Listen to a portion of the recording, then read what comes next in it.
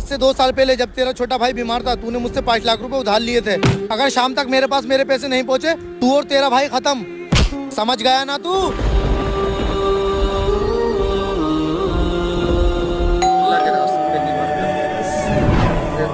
जी बताइए।